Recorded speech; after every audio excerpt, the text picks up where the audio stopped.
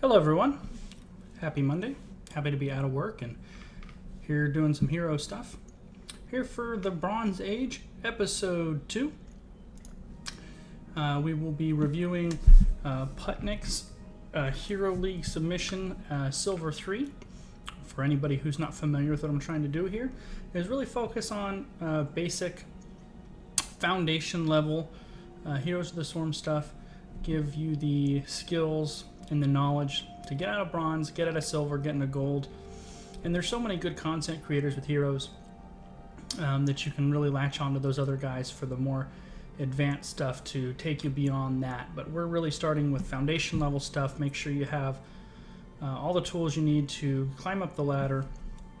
And we'll also specifically address things that are more common in the lower tiers, the bronze and the silvers. How to deal with those situations without learning bad habits that will affect you as you move up the ladder. So before we get started, I want to thank everybody for the awesome response to Reddit. There was a Reddit post where I was asking for replays, and I got a fantastic reply.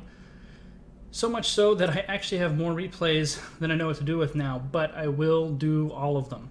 So if you submitted me a replay, I will do it. I will get to it, and I'm pretty sure I emailed everyone back, but if I didn't, I will do your replay.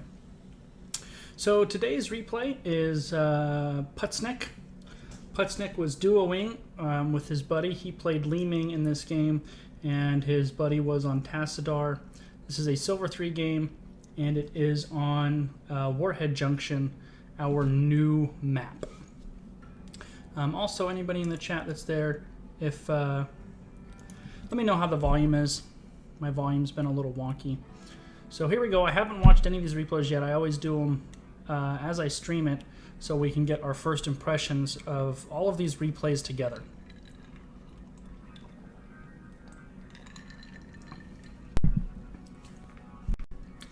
So before we actually get into the replay, there's two things I want to talk about. First is the new map. Warhead Junction is the newest map, and it has a couple of interesting dynamics.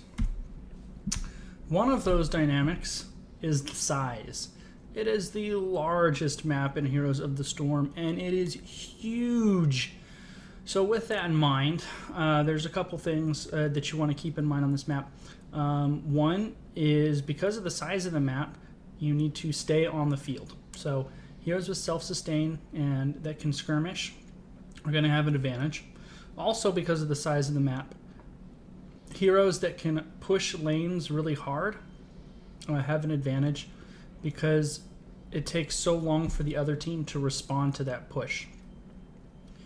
And now we're going to talk about team comp. So, this map is so new. I'm still getting my footing on it. A lot of people are still getting their footing on it. The meta is still ironing itself out on this map. So those are my kind of two initial thoughts on the size of the map, that you want self-sustain, heroes that are able to skirmish, and heroes that can really control a lane become valuable because it takes so long to do rotations on this large of a map. Team comps. So traditionally, the easiest to execute team comp, especially in a solo queue environment, is two frontliners. That could be two tanks. It could be a tank and a melee assassin, or a tank and Zool, and a ranged damage dealer, a healer, and some kind of other ranged character. It could be a specialist, it could be another damage dealer. With that in mind, they have our opposing team here. The enemy team has a solo tank Muradin, and then 3 ranged squishy characters and an Uther. While our team has a Diablo. Illidan kind of serves as the off tank, but it's not going to be a traditional off tank because Illidan's kind of all over the place, in your face. We do have a solo heal Tassadar, which is fine, but solo heal Tassadar gets more mileage off of auto attackers, and the only real auto attacker on his team is Illidan, so we'll see how that rolls. And our hero today is Putznik. That's who we're going to be focusing on. Obviously, I'm going to point out anything that I can during the match that will help us here as a learning tool. But we'll be focusing on Putznik's Li Ming specifically, and anything we happen to notice in the meantime, we will utilize. So here's our Li Ming. I'm not going to talk about builds too much. Only really ult selections. That's beyond the scope of what I'm trying to cover in this stream. But we will talk about decision making and map awareness. Time remaining. I think the two 10 things seconds. that, yeah, and you see Diablo saying first time on this map. Yeah, this map is really new. But I think the two things that those who are in the silvers and the bronzes, if you could pick two things to improve on without seeing anything, it would be don't die less. Deaths are really detrimental. And know when to give stuff up. I think the biggest thing casual players can learn from watching pro players is pro players give up objectives all the time. And unless it will lose you the game, you can give up the objective. Our Leeming here is probably, nope, barely gets out alive. So that did not go well. So maybe we can, let's go back. Let's actually look at that. I was actually locked on Leeming when that whole little fight broke out here. So anytime it looks like there's going to be a team engagement, you should really be keeping one eyeball on the mini-map, finding out if it's an engagement you should take. So on our team, the blue team here, we have a Sylvanas. And if you look at our mini-map here, Sylvanas is already in that bottom lane. She's already trying to get some value out of her trait. And our three teammates that are going up to your division, Diablo, Illidan, and Tassadar, because Leeming doesn't go up here. So let's see how this engagement goes.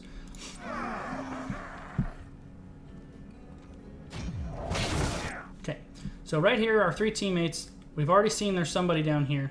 You know it's at least a 3-on-3, and you know you don't have Sylvanas with you. Once a fourth person shows up, it's an automatic disengage. That's a good flip on the Falstad. He's going to have barrel roll though. There it is. Now we're 3-on-3 here. Illidan is very indecisive, and then he gets double stunned, and now he's going to blow up.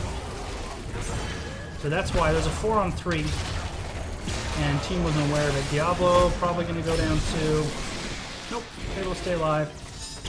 Not too bad. This is very dangerous for Leeming. When you're rotating to a team fight, you almost never want to go on the backside of a team as your team's retreating, because they can just turn around on you, especially with a Tracer. If they would have turned on Leeming faster, she might have died. But she does get away okay here, and much ado about nothing. So while Leeming is healing, we have another engagement here with Tassadar and Diablo. Whenever you have a solo heal Tassadar on your team, you just need to be aware that before 7, his heals are very short-lived. Once he gets to 7, he gets Kala's Embrace and he can pre-shield, but before then, he's a little bit limited in what he can do. You're never going to get your life back, or very little, with a Tassadar on your team. It's all preventative damage, so it's just you need to adjust your playstyle a little bit. So not much going on here. Some skirmishing. So the first objective on this map spawns at 2 minutes. Something that happens a lot at Silver and Bronze is showing up to objectives low on health and mana. So in this situation, our hero Putznik has 30 seconds before an objective spawns. His mana is pretty good, his health is pretty low. If you show up to an objective half dead, you're not doing your teammate a lot of good. So you should really get an idea of the timing of the objective spawns. That way you're topped off and ready to go for when they spawn, and you're there with all of your abilities to assist your team.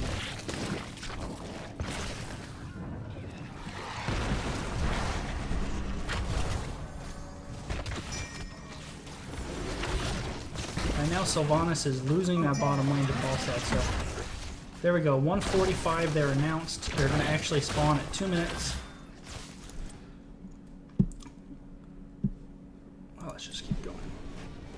The first warhead spawn on this map is always 2. They're not always in the same spot, but there's always 2 of them. So Illidan is driven off. And now, especially with a Tracer on the other team, you're going to show up to the objective fight, very low life, and you're itching for Tracer to dive on you. So really try to come to those objectives full of health, full of mana, so you're able to fully contribute. Looks like the team isn't on the same page. We have 2 people here in mid, and Diablo is going to bot, and see, Sylvanas is guilty of the same thing. She has low life.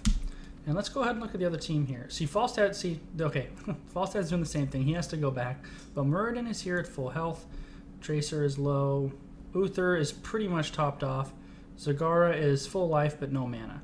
So imagine if one of these 2 teams was fully cognizant of their health and mana and showed up with all of their team at full health. Imagine the advantage they would have over the other team in that situation. So if our hero team here had full health, they would have a decisive advantage over the enemies and vice versa.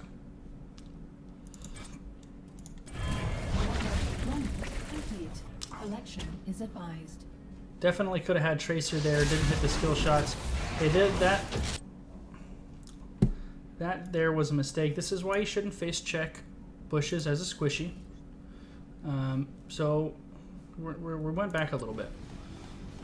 You know both teams are going to be converging on the objectives, right?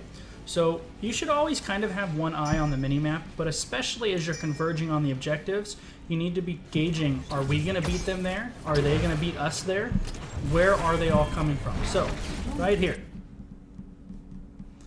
you need to be checking the minimap. Falstad is missing, so only 1 missing, but Falstad could really be anywhere. And with as low life as you are right now, Falstad could blow you up. So we're going to check again right here. And Tassadar is a little far away, so if you're going to come down here, your Q is off cooldown, throw a Q in here. That's how you check these bushes, not by walking too close. Because right here you're out of Falstad's range, but he's not out of yours. If you throw a Q in here, you'll find out who's here waiting for you. And if you look at the map right now, now there's nobody visible. Now, if you were watching before and you know that only Falstad was missing, but this is how you check those bushes as a squishy. You throw your Q in there. See, now he missed his Q, it looks like, or did he hit it? But either way, you're probably going to die here. Tassadar bails you out. So check the bushes with your skill shots. So earlier I said you need to be aware of when to give up the objectives. This is an excellent example of this. There is no healer here that's going to bring back Putznik's life, and he does not have a well. So Putznik, our Li-Ming, is essentially out of this fight. He has to hearth back. That leaves Tassadar alone, 3-on-1, to get this objective. Just back up. You're not going to get it, and the only thing that might happen is you might die. Conversely, on the bottom lane, if Diablo can zone out Muradin here, you guys might be able to do that one, and then you trade objectives 1 for 1. That's really not that big a deal. So let's see if our teammate gives this objective up, because you really should be giving it up at this point. Now with Illidan coming in here, it's a different story. Nice job taking out the Tracer. Get your resets. All 3 of you in here is redundant. Somebody should be out here. It should probably be... Well, I mean, all of you guys are showing life. Probably Illidan actually should be the one that's out here. You have 1 person zone for the other, whoever's channeling. But all 3 of you here is not necessary. Oh, that's a very ballsy Li-Ming. There you go. Diablo's coming. There you go. That is unusual.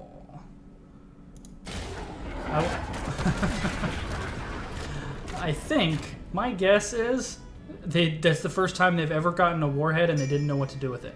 So, speaking of warheads on this map, what your team lost, remember I said in the early game that heroes that can put pressure on this lane are really valuable?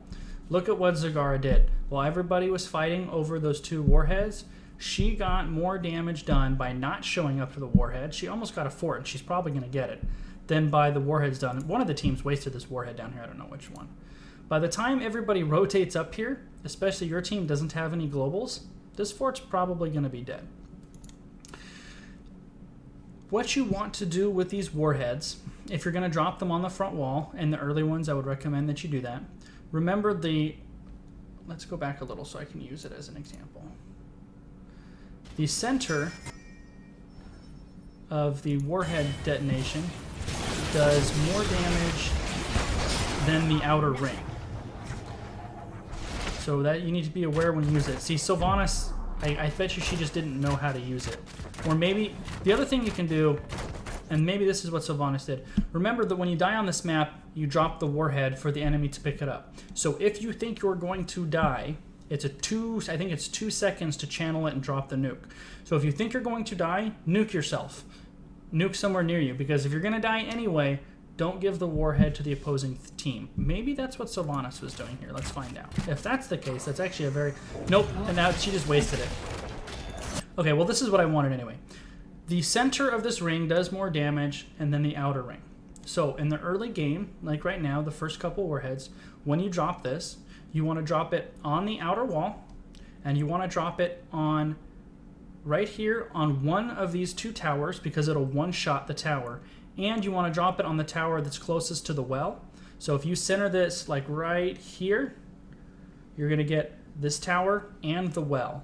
And the well is more important than the tower.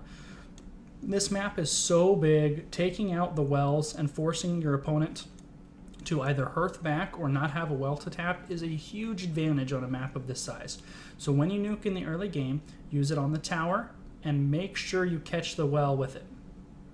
You want a tower and a well out of it.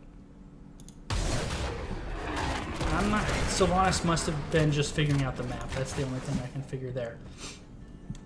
Okay, so now we're going to respond to top lane, and it's probably going to be dead by the time we get there. Or very close to it anyway. That's a good split pushing Zagara. She saw the rotation coming up and backed up so she didn't get caught. That's kind of a very ballsy place to... Oh, Putznik, that's not a battle you're going to win.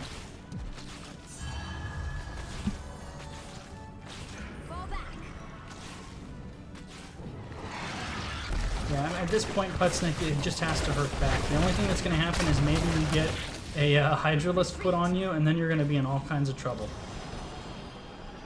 I like the aggression and the confidence out of him, but it's very hard to play with that low life. Which, by the way, team fighting with low life is a skill, especially as a ranged character, that'll help a lot. Good stun by Diablo on the tower dive. They might get the fall stat. Good pick. Tracer's trying to come in there to clean up the damage. 3-on-1, I don't think he'll get it done.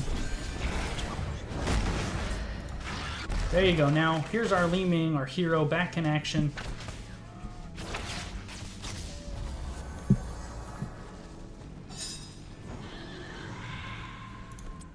I'm curious.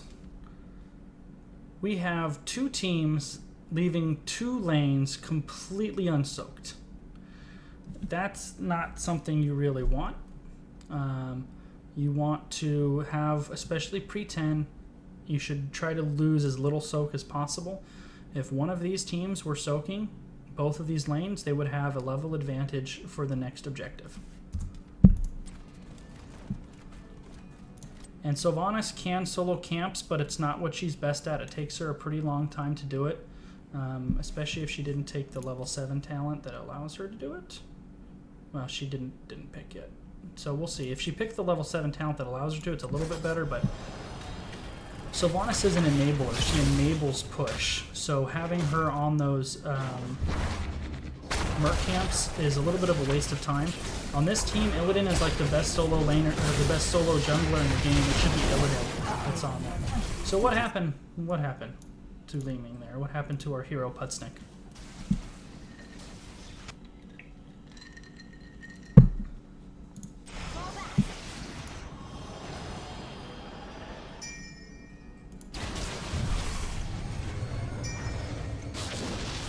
That's something else I've seen a lot of in reviewing these games, is a lot of lost soak. You really want to try to avoid losing experience soak if you can. It's so important, and getting an advantage, especially getting to 10 first, is such a big deal. Oh, Diablo, oh, Diablo. Alright, so this is our team fight that's developing here. Our tank is basically a non-factor at this point. He's not going to be able to do very much. So let's see. So this goes to evaluating the fight that's upcoming. Both teams are at level 7. Let's see what build you went for. That'll speak to... Okay, so you went Calamity. So that's probably what you were trying to do. When you do a Calamity build, which I don't like it particularly, I like the Orb build, but you're going Calamity build. So if you're going to do a Calamity build, you want to save your teleport for the finishing blow if you can, because otherwise what's going to happen, like right here, is you're going to teleport into a whole mess of trouble, is what I guess happens.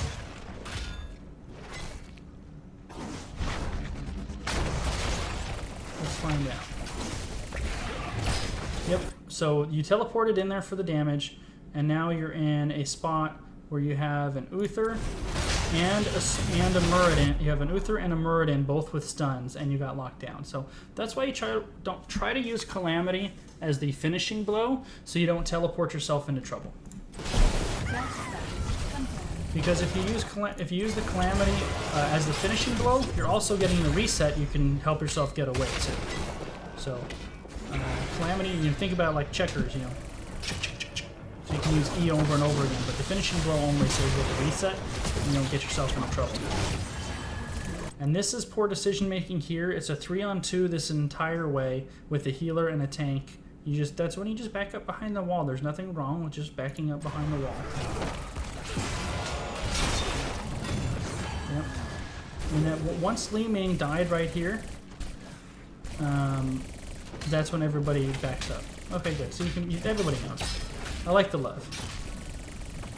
See, now what Li Ming does excellent here, there you go, poke from behind the wall. That's a boy. That's what you want to do.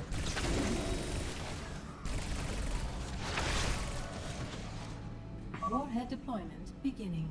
Okay, so now we have a 4-man warhead deployment, and the enemy team has 1 global and yours has 0. These are some of the real decisions, tough decisions to make on this map, and like I said, I'm still figuring this map out specifically too, so I don't think I've quite have the ideal way to handle this, but your team's goal should be to get at least 2, right? So, you know, within the team, try to figure out the best way to get at least 2 of these, especially when they have a global. You're at a disadvantage on rotation. Okay, see, now you're at a real disadvantage. Sylvanas was killed, Diablo is bottom, so if we're Putsnet, we're checking our mini-map. They're all top already too, so I actually don't think this is here. I want Diablo to stay down here and grab this bottom one because it looks like the whole enemy team is on the top. So if I am a Putsnik's team right here, I am getting bottom with Diablo and maybe trying to poke out either this one right here, or this one right here, or this one in the middle, one of the two. But if our team comes away with 2 warheads here, we'll be in good shape.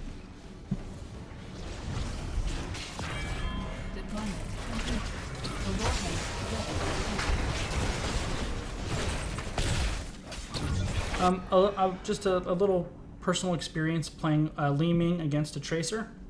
He caught Tracer right here, and one-on-one where she's aware that you're there, it's really hard to hit a good Tracer with those skill shots. So I wouldn't have used the orb there, maybe the magic missiles, just because you're probably not going to hit anyway. The trick to hitting a Tracer as Li Ming is when she doesn't know you're there, when you can throw it through a steam vent or through some other place where she doesn't have vision and she's focused on one of your teammates. That's how you catch a Tracer. In a straight up fight where you're both aware that's there, she has a really big advantage.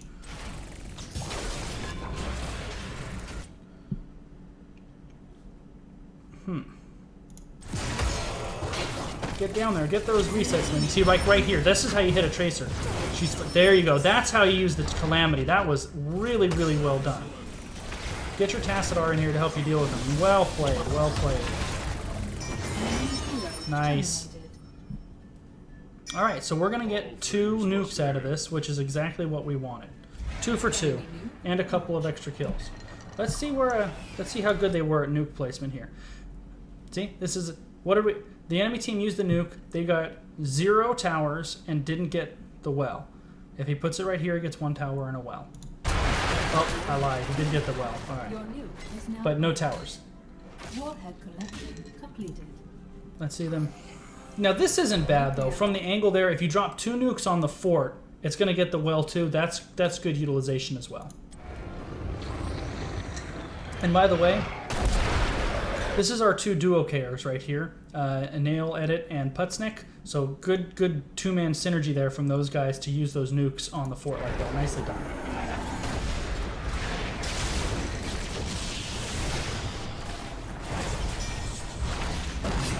Nice hunt by Illidan. See, now, there you go. Good re-engagement. Now you can poke safely now that Illidan is there. Well played.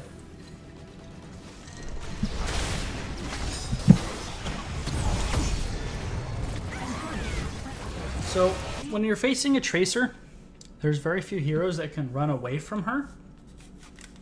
So if you just turn and run, you're actually not accomplishing anything. If you're in a situation where she's going to kill you anyway, just turn and fight her. Unless there's something that's going to get you away, turning and running doesn't do a whole lot unless you're running to something that's going to save you.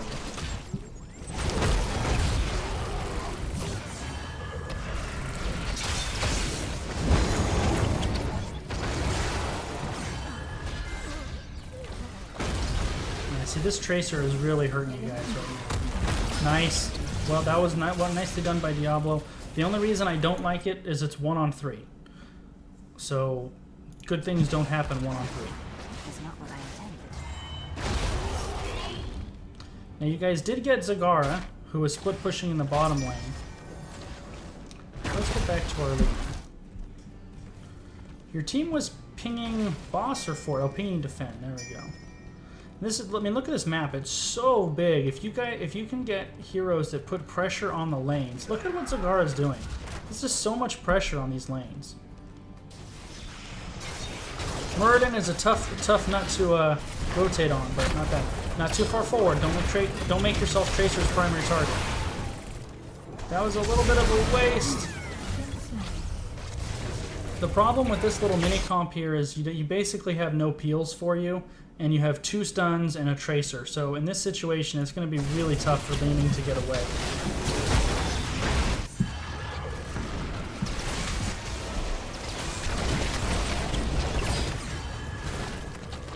This Tracer is really doing some work on you guys. Nice split push fort by Sylvanas, though. At least she's getting some mileage out of the kind of counteracting the Zagara a little bit. So let's, sometimes you get these feelings in game that you're just getting crushed. And I could see being Li Ming or Tassadar in this game, you just feel like you're losing harder than you are. But let's take stock of the game right now. You're about 1 level down, not even a full level down. That's not too bad. You have one of their forts. They don't have any of yours, but you're about to kill 2. And you're about to kill a second. So structures are almost dead even. You have a really nice wave in the bottom. So really, for all of this game that's going so bad, or at least it feels that way, you're 3/4 of a level down and dead even structurally. So this is still a game that could go either way. This is why it's so important not to get toxic or salty on your teammate, because this is a coin flip of the game. Although Sylvanas did get caught out for the fort, it was probably worth it for the push that she got going down there. If I'm Sylph's teammate, I'm not giving her a hard time over that. I mean, they got rocked regardless of whether Sylph was there or not. Putznik trying to get cute and finish off this fort. Yeah, that's a little bit dangerous. I know the idea. I know what he's trying to do. He wants to throw an orb in here and kill this. But the other team has double globals, so you really need to be aware of it. Nice combo from Li Ming there. It looks like your whole team has decided to get this top warhead, and that's fine. Now, the other team is missing a Muradin, which is their tank. Oh, they bossed. Wow. I would send one person to stall this mid one while the rest of you get here. Although, now that you've just seen Boss and Merc, you know you can probably get both of these if you get fast enough. Nobody is channeling this. There's no contestant here. There we go. Somebody needs to be channeling. That was a good teleport onto. Nice. Well played by you guys there. Well done. See, and there's the stall. Good stall. Good stall.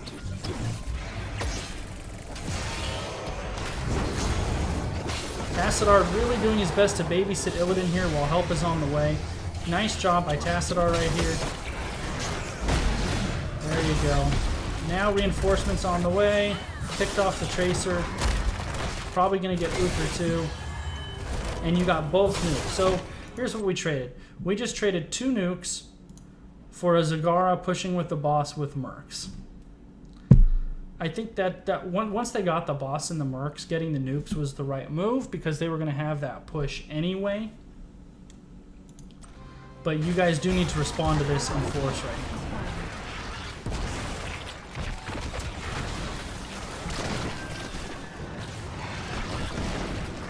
I like the encouragement from the teams.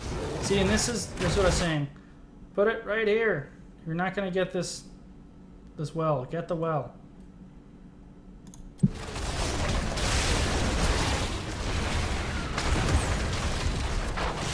This is a really nice stall. Falstad's team is doing such a good job of stalling this while down in people. I mean, look at this push down here. This is such a heavy push. And let's find out what happened to our Leeming here. We're going to go back just a little bit.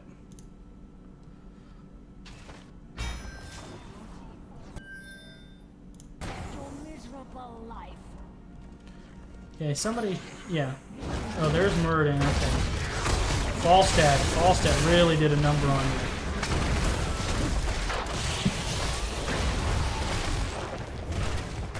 Nice jukes. Nice jukes. Barely gets away. Now, what's dangerous is if Tracer comes around. So that's what you need to be aware of, is if Tracer comes around. See, that's a big blow. Losing that nuke was a big deal right there. Zagara and Tracer are really doing damage on the other team this game.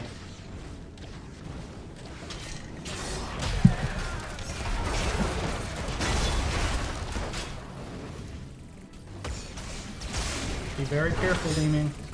There you go, nice shot, but your team's not here yet. That's the right move. Yeah, just back up just long enough for your team to get in here, and then you get in here and do some work. Focus on that Falstad. Yeah, you go. Good job, Sylvanas. Get that nuke from here. And this is what I'm talking about here. If Falstad knows he's probably going to die here, when he was immortal, I would have just dropped the nuke on the wall. You're probably not getting away. Drop the nuke on the wall, you're probably going to die anyway. So if he dies, he should have dropped the nuke on the wall. That's exactly right.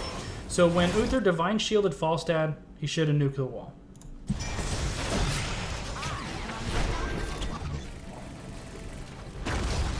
That Tracer is very ballsy. So nice turnaround there, but once again, look, this Zag is really good at split pushing. Look at it, she's putting so much pressure on you guys.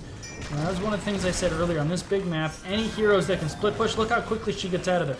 This Zag has really good map awareness. She sees the rotations coming and gets out in time. This is not a bad move. Go sneak this fort, throw an orb in there.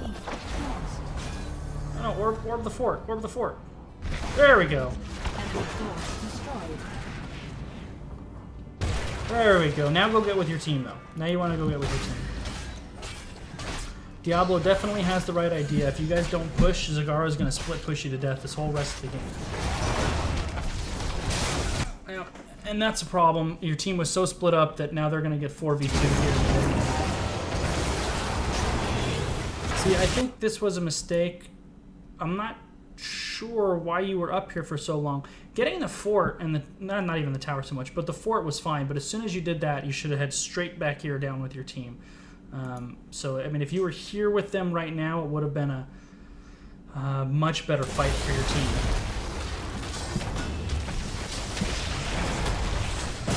Nice Illidan finishing off the Uther. Diablo's going to go down. Hopefully he has enough souls to res. No, he makes it out. Alright, you arrived just in the nick of time. Tracer's really doing work on you guys. And look at Zag. Look at Zag the whole time. The other team's fighting a 5-on-4 installing. Zag got the bottom key. Yeah, the lack of globals is really hurting you guys too. Whenever you play a Zag, you need to clear out creep as best you can, and that's actually one of the things you can use your teleport for, is to clear the creep. You gotta clear the creep out. So, one of the win conditions on this map is 3 nukes. 3 nukes will kill the core. So you guys have a keep down, and that's something you need to be aware of, is 3 nukes will kill the core.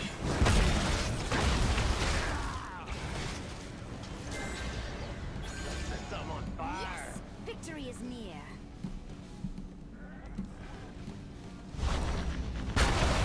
They have 2 globals, you don't have any. I wouldn't be surprised if they were at the boss, possibly. Nope. Get in there. Yeah, once Illidan hard commits like they're throwing a bunch of orbs. In a team comp like this, you've got Tassadar pretty much for the Illidan. Tassadar should be up here with Illidan.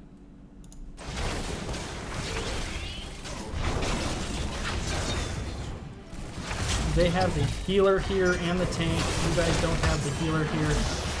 It's just, you're slowly going to lose this. There you go. Nice. Very well done. Another good mind control. There you go. You guys are going to get 3 nukes out of this. What does she do? I don't know what in the world your Sylvanas was doing there. That's the 2nd nuke she's wasted this game. That's really weird.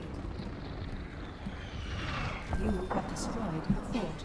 I mean, 2 wasted nukes is a big deal. I assume the first one was because she didn't know how the mechanic on the map worked, but that second one was a flagrant waste. Yeah, the keys to this game have been Zagara has basically been non-existent in team fights, and the way that their team is fighting has allowed her to split push you guys to death. And then Tracer's been doing a lot of damage. You guys are going to lose a 2nd keep right now, probably. Yeah, and being down 2 keeps to none is really... I mean, look at this push from Zagara, basically. Holy moly.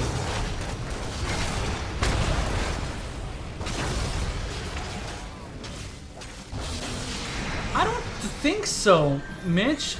But I'm not sure. The first... She did it really early in the game. I don't know if you were here for that. But I assumed it was her figuring out the map dynamic. Like, the first nuke I dropped was stupid, too. But that last one, just dropping it in the middle of the map for no reason, wasting 2 nukes is a big deal. No, you can't go in there. Absolutely can't go in there. I mean, Tassadar may get you out alive, but that's it. So this is a decision-making thing. You were sitting here... our hero Putznik in the vent. You knew they were going to get the boss. If you were Johanna or Muradin or somebody like that, you could dive in here. But you know what? When they get this boss, this game is probably over. So normally I would say don't do that. This might be the only situation which I could say, I guess maybe try. But you're Li Ming. You diving into the middle of the enemy team is not going to end good for you. And you guys should be able to clean up this fight, but what you need to be aware of is the boss and the mercs on the bottom lane. Double kill.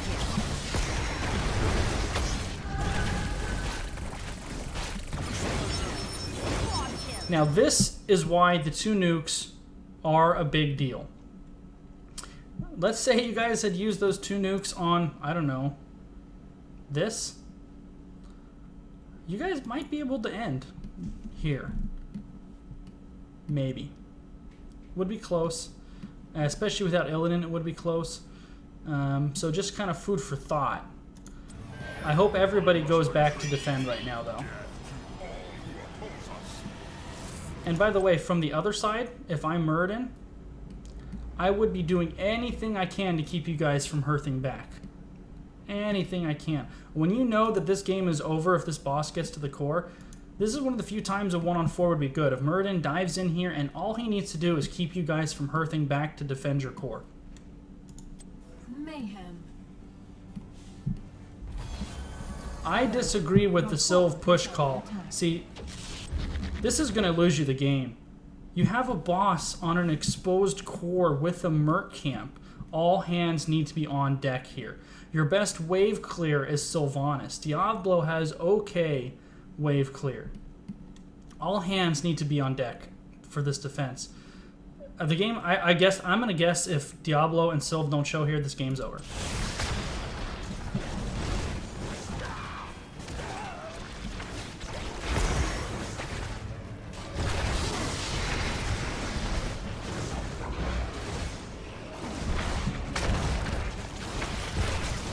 Maybe I'm wrong. I stand corrected. Li Ming is really putting out a ton of damage on that thing, but look at good shielding on the core.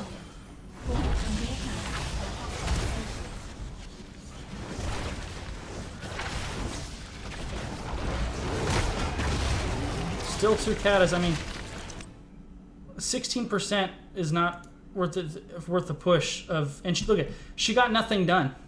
She literally got nothing done. All 4 should have gone back for the defense. With the core at 16%, I mean, that's really tough. That's really tough. The team not hearthing back right there really hurt them. You could have had the core probably up at, I don't know, maybe 60-something%. Leading into a fountain.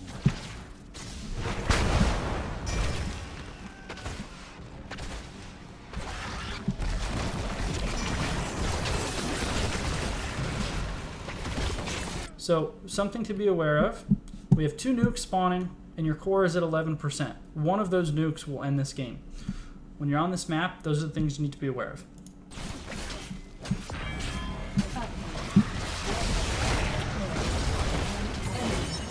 Although at the same time, I'm sure your team wanted nothing more to just kill Zagara at this point in the game, because she would be driving me up the wall as well.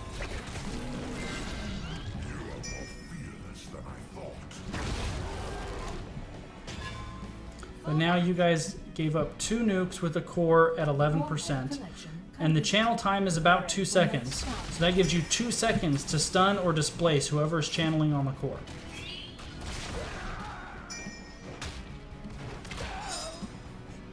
I don't know, if it's me, if I'm Falstad, I kind of back up, I wait for this engagement to happen, and I fly somewhere in here and just drop the nuke. What do you think, Mitch? Fly like right here. Just drop the nuke. Once everybody's engaged, just fly behind everyone and drop that nuke and end the game.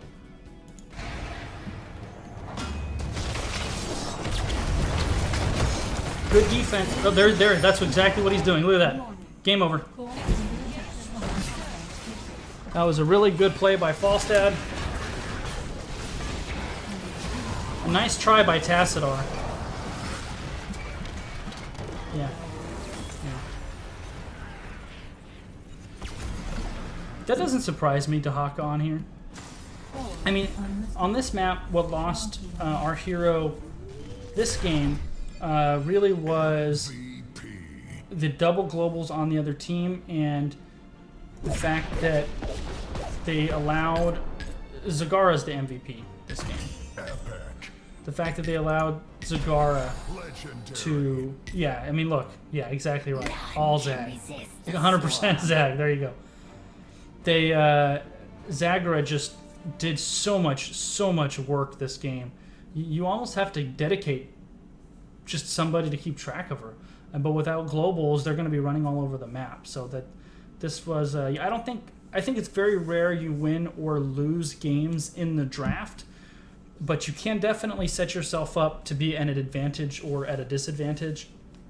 And in this game, they set themselves up to be at a disadvantage. Our hero Putsnik did. So I'm curious to. We're gonna look at the stats right here at the end of the game.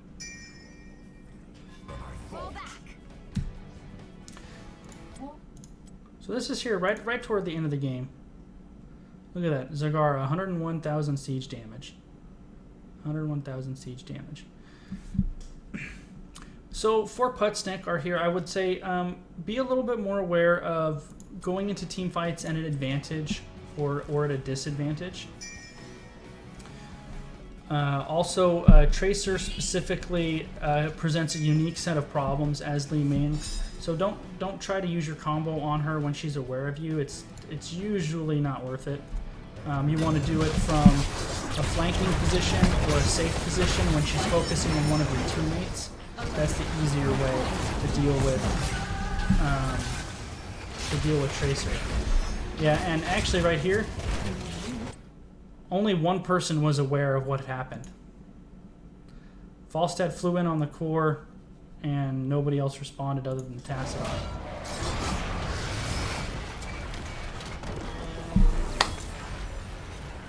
So once again, I think Putznik was fine overall. I really think there wasn't anything he did or didn't do that cost his team the game. It really was the style of the way that team went down. They were at such a disadvantage after the draft of the double globals and how Zagara split pushed so effectively. That was a problem. Also, the team decision at the end of the game to only send 2 people back to defend, that was a poor team decision. And when the core is at 17%, it's really unusual to come back from that. I mean, that core could have been easily over 50, 60, 70% if Diablo and Sylvanas both went back. And we looked at the push that Sylvanas got out of that. It just wasn't worth anything. Nothing was accomplished. So Sylvanas doesn't push hard on her own necessarily. She's okay at doing that. Sylvanas' strength is in allowing her team to push. So without somebody pushing with her, her damage isn't going to be great. And in that case, they needed her back at core to defend that boss. So once again, everybody who submitted to me replays through Reddit, I will 100% get to all of them. But I did get a lot submitted, so it will take me a few weeks to get through them all. Depending on my schedule next week, I'm going to try to do 2 replays next week. It'll kind of depend on my schedule. I am playing in a Chair League game tonight. If anybody wants to check it out, our game's at 8 o'clock. It'll be on TerraSpaz's Twitch channel. You can find the link to it at chairleague.com. Thank you, everybody, for tuning in. This will be up on YouTube later on tonight. And have a wonderful evening. Feel free to reach out to me, Twitch, Twitter, YouTube, or on Battle.net, of course. Have a good night.